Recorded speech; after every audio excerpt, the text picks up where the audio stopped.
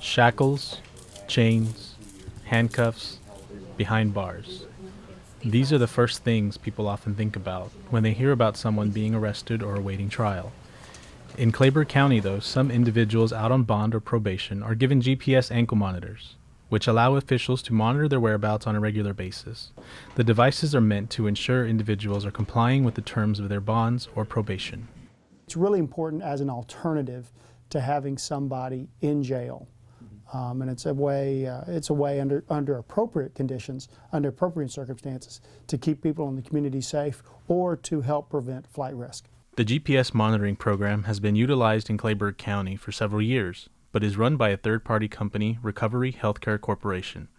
A magistrate or district judge can order a monitor to be put on an individual as a condition of bond while they await trial, but it falls on the individuals to pay for that right. That doesn't sit well with at least one local defense attorney, who feels the cost of the device can be prohibitive for some. It's over $300 a month that it costs the citizen to have to wear this thing, and a lot of times, in our cases will go for 6 months to a year and a half. I mean, and you got people wearing these things and spending a great deal of money. And so it begs the question, if you are indigent and you have a court-appointed attorney, are you denying that person effectively the right to bail because they can't afford this device? I'd say so. Kleberg County does not offer financial assistance to individuals who are unable to pay for the GPS ankle monitors that are used as an alternative to incarceration. That's an issue for defense attorneys who feel that some defendants are already paying pretrial or probation fees. Many of those out on pretrial supervision have not even been convicted of a crime. They're having to pay other fees that, quite frankly, that can mount up to several $100s a month, and they're presumed innocent. I have some serious reservations about that. I always have. However, prosecutors said the program is not meant to be punitive, but offer a chance for people to stay out of jail while they await trial and remain productive members of society. On top of that, the individual is responsible for the right to wear a GPS monitor. The county does not pay a cent toward that cost.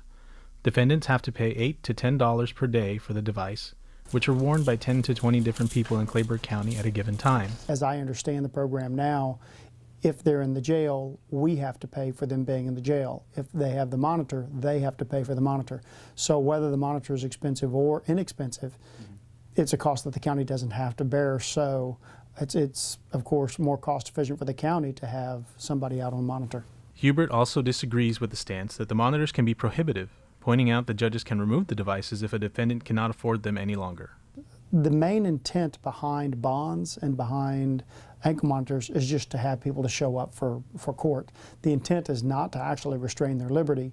Defense attorneys feel that the county should look into some type of assistance program to help offset the monthly cost of the monitors. That would ensure fairness for everyone involved. The idea is to give a poorer individual the same chance at being out on a monitor and with their families as someone with a higher income. Obviously, it's not equitable.